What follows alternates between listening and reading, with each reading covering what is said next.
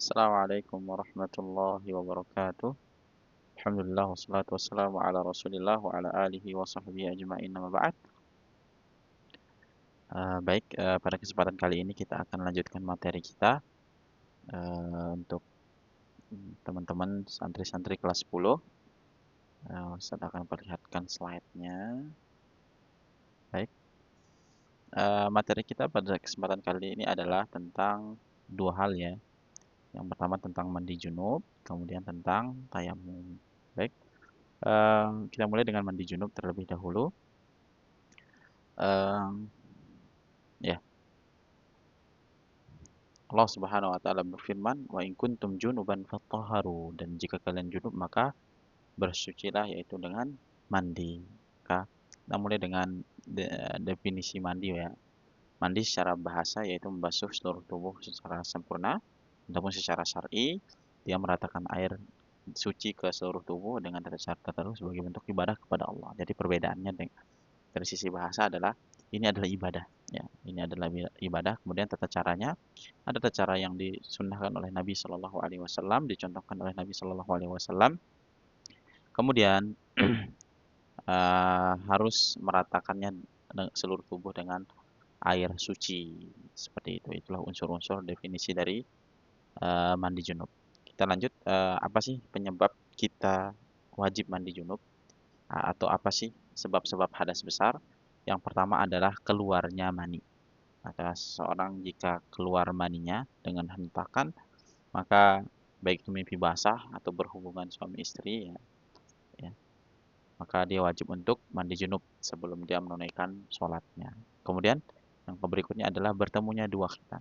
Apabila dua orang suami istri melakukan hubungan badan, kemudian melakukan jima, bertemu dua khitannya, masuk gayung itu ke dalam sumur itu, maka wajib baginya untuk mandi junub. Ya, Ustaz, ternyata hubungan badannya nggak sampai maksimal Ustaz, sebentar aja, semenit, dan nggak sampai keluar air maninya, maka tetap wajib mandi junub.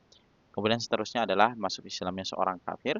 Kemudian berikutnya adalah berhentinya darah haid dan nifas. Jika seorang wanita sudah selesai darah haid dan nifasnya, maka wajib baginya untuk melakukan sholat.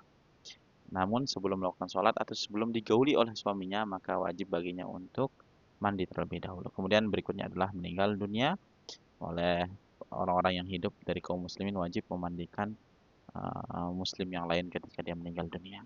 Kemudian selanjutnya adalah kita akan jelaskan uh, tata cara mandi Nabi Shallallahu Alaihi Wasallam. Secara umum, tata cara mandi itu sehingga kita bisa sholat setelah kita melakukan hadas besar itu ada dua ya.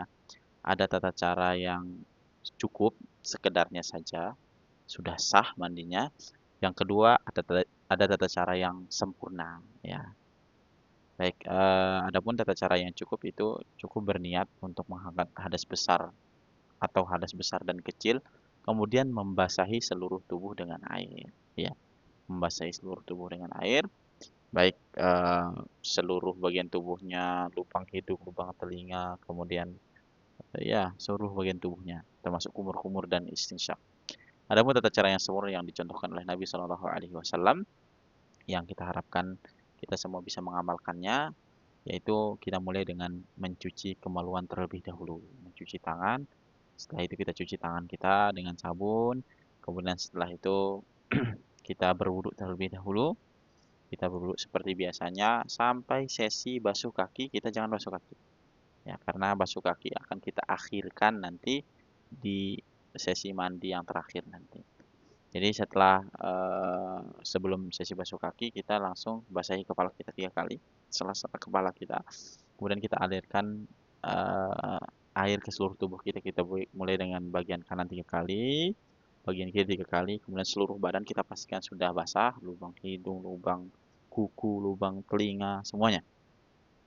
Ya, lubang pusar mungkin, ya harus dipastikan basah semua. Kemudian yang terakhir kalau sudah dipastikan basah, kita basuh kaki di tempat yang lain, seperti itu. Ya, kita masuk ke ahkam ghuslul janabah, ghuslul janabah. Ya, Syaratnya seperti syarat wudhu secara umum, kemudian berkaitan dengan niat. Adapun niatnya, jika seorang itu berniat mengangkat dua hadasnya, hadas kecil maupun hadas besar bersamaan dengan mandi tersebut, maka dia bisa langsung sholat. Hadas kecil dan hadas besarnya sudah terangkat. Adapun jika dia tidak memikirkan hadas kecil maupun hadas besar, dia cuma berpikir saya mandi, mandi saja gitu. Dia tahu dia berhadas gitu. Maka hadasnya terangkat dua-duanya. Adapun kalau yang dipikirkannya hanya mengangkat hadas besar saja, tidak ada pikiran mau sholat, yang sholat tersebut harus dalam keadaan suci dari hadas kecil maupun hadas besar, maka yang terangkat hanya hadas besarnya saja.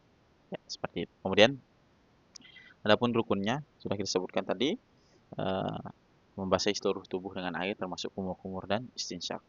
Tentunya diawali dengan niat terlebih dahulu ya, dan dia masuk dalam syarat. Kemudian dalam madhab Imam Ahmad wajib mengucapkan bismillah sebelum masuk kamar mandi, bismillah. Kemudian adapun sunah-sunah yang kita sebutkan tadi, kita mulai dengan basuh tangan 3 kali, basuh area terkena mani termasuk kemaluannya, kemudian berwudu terlebih dahulu, kemudian mulai basuhan dari yang kanan menyela-nyela bagian badannya, kemudian cuci kaki di tempat yang lain dari sesi akhir mandi kita tersebut, mandi antum tersebut. Baik, selanjutnya kalau sebelumnya kita sudah sebutkan apa saja sih sebab-sebab hadas besar atau yang mewajibkan kita untuk mandi janabah. Selanjutnya kita akan sebutkan mandi-mandi yang bersifat sunnah ya. Yang pertama adalah setiap selesai bersenggama. Jadi seorang suami istri kalau dia melakukan hubungan badan, kemudian setelah hubungan badan tersebut ternyata dia tidak langsung hendak sholat karena masih lama waktu sholat misalkan. Baik itu pagi atau habis isya, maka disunahkan dia mandi. Walaupun nanti dia berniat berhubungan intim kembali ya. Jadi setiap selesai bersenggama. Kemudian selanjutnya mandi hari Jumat. Ya, ini penting sekali, bahkan di antara para ulama ada yang mewajibkan mandi di hari Jumat sebelum berangkat sholat Jumat. Kemudian yang berikutnya adalah mandi di 2 hari raya, Idul Fitri dan Idul Adha. Kemudian mandi sebelum melakukan ihram ya, sebelum kita melakukan niat memulai ihram. Kemudian setelah kita juga memandikan mayit, disunahkan kita untuk melakukan mandi. Dan berikutnya kita akan bahas hukum bagi orang yang wajib mandi sampai ia mandi. Jadi apa hal yang tidak boleh dilakukan ketika antum dalam kondisi junub habis mimpi basah misalkan belum mandi. Nah, yang nggak boleh apa? Yang pertama tidak boleh berdiam diri di masjid kecuali hanya melintas saja. Kalau berdiam diri tidak boleh. Kemudian tidak boleh menyentuh mushaf Al-Quran. Tidak sampai sana saja. Bahkan tidak boleh membaca Al-Quran. Kalau zikir yang lain silahkan. Tapi kalau membaca Al-Quran tidak boleh. Kalau zikir yang lain silahkan. Tidak boleh sholat jelas. Kemudian tidak boleh tawaf 3. Nah, ya seperti itu. Kita sudah selesai dari terkait mandi junub. Kita lanjut ke pembahasan tayamum. Ya. Secara umum bersuci itu ada dua model ya. Terbagi menjadi dua gitu ya. Yang pertama adalah toharoh asliyah, yaitu bersuci dengan media asal, yaitu air itu sendiri. Baik ketika itu hadas kecil dengan berwudu atau ketika itu hadas besar dengan mandi junub. Ya. Yang kedua adalah toharoh badaliyah, toharoh dengan media pengganti air itu. Ketika kita tidak bisa menggunakan air karena sakit atau kita dalam kondisi safar dan tidak menemukan air. Ya. Di uzurnya ada dua ya, sehingga kita bisa pindah ke toharoh badaliyah, toharoh dengan media pengganti air itu sendiri. Pertama, ada kondisi ketika seorang sakit dan tidak memungkinkan menggunakan air, maka dia boleh menggunakan pengganti air dengan bertayamum dengan tanah atau tanah yang berdebu ya. Atau dalam kondisi safar dan tidak menemukan air. Ya, seperti itu. Baik, kita masuk ya. Kita mulai dengan definisi tayamum. Tayamum secara bahasa artinya sengaja.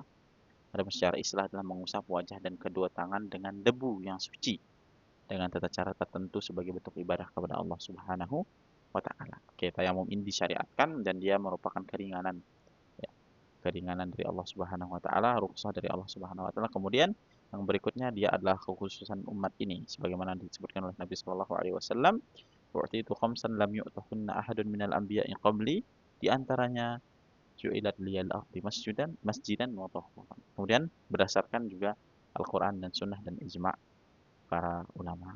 Kita lanjut, bagaimana sih tata cara tayamum ketika ada uzur? Uzur tadi uzurnya cuma dua ya. Pertama, ketika kita dalam kondisi sakit dan tidak memungkinkan menggunakan air. Artinya kalau menggunakan air maka tambah sakit, tambah memburuk sakitnya atau tertunda penyembuhannya, kesembuhannya tertunda gara-gara pakai air. Yang kedua adalah kondisi safar. Kondisi safar dan kita tidak menemukan air. Kalau kondisi safar banyak air wajib wajib wudhu, wajib mandi ya. Tapi kalau ini kondisinya safar, ada kondisi-kondisi tertentu safar kita nggak temukan air, ya. Apalagi safar di zaman dulu ketika mereka melewati padang pasir, airnya itu mungkin cukup untuk melanjutkan hidup saja, minum saja. Adapun kondisi hawar, kondisi mukim, kita kalau nggak safar itu secara fakta dan logika itu hampir bisa dikatakan tidak mungkin kita tidak menemukan air. Ustaz, di IDN pernah nggak ada air? Nah, itu di kerannya aja yang nggak ada. Di galon IDN ada, di RO ada. Ustaz, di galon dan di RO nggak ada ya Ustaz. Di sungai ada, air sawah ada. Keruh Ustaz, nggak apa-apa. Atau nggak ada juga Ustaz. Oh, Masya Allah, masa nggak ada air sawah, air sungai, nggak ada air apapun nggak ada gitu. Antum bisa beli air. Ya. Antum cari air ke, misalkan antum di RT berapa di IDN itu. Antum pindah ke RT berikutnya. Nggak ada juga Ustaz. Nah, ini kayaknya nggak mungkin ya. Tapi kalau terjadi, antum bisa beli air. Nah, harus beli air. Nah, kecuali memang waktu itu eh, air itu dijual dengan harga yang sangat tinggi. Misalkan biasanya air mineral itu 1.000 dijual harga 10.000 misalkan. Nggak boleh bertayamum. Tapi para ulama menyebutkan, banyak ulama yang menyebutkan udurnya cuma dua, safar tidak menemukan air, eh, kemudian sakit. Ya. Adapun kondisi mukim berdiam, menetap di suatu tempat itu secara akal, logika dan secara fakta mustahil untuk terjadi tidak ada air. Ya, gitu. Ya, yang pertama niat, kemudian bismillah, kemudian tepuk tanah dengan kedua tangan kita sekali, kemudian kita usap wajah kita, kemudian punggung tangan kita yang kanan, kemudian yang kiri. Nah, seperti itu selesai.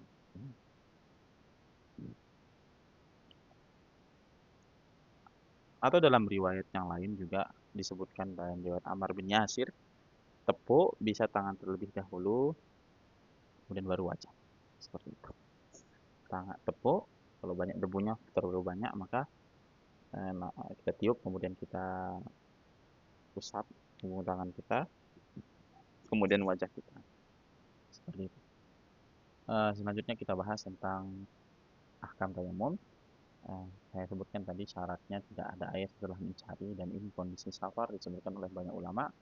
Kemudian masuk itu sholat, kemudian niat untuk sholat wajib dan sholat sunnah, kemudian niat dari hadas kecil dan hadas besar. Jadi tayamum itu dia bukan saja pengganti dari wudhu dalam mengangkat hadas kecil, dia juga pengganti dari mandi, ya, pengganti ya.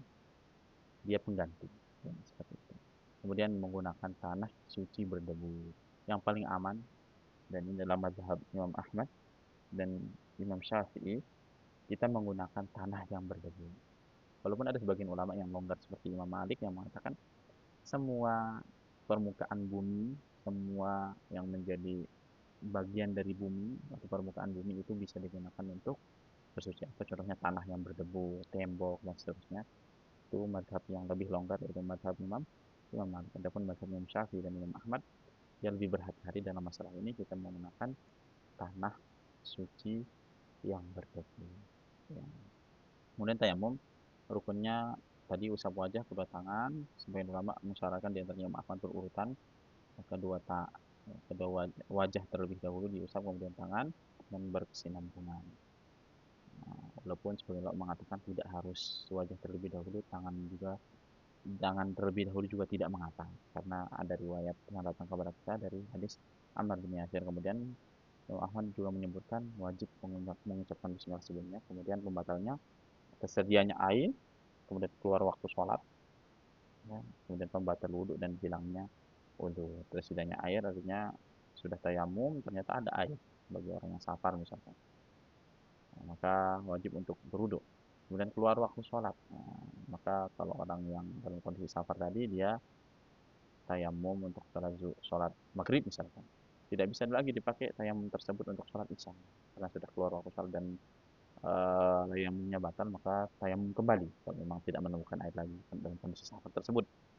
Kemudian yang terakhir adalah pembatal wudhu, kentut dan seterusnya. Kemudian yang terakhir hilangnya wudhu. Ya. Eh, itu mungkin yang bisa kita sampaikan pada kesempatan ini. Syukran jazakumullah khairan. Assalamualaikum warahmatullahi wabarakatuh.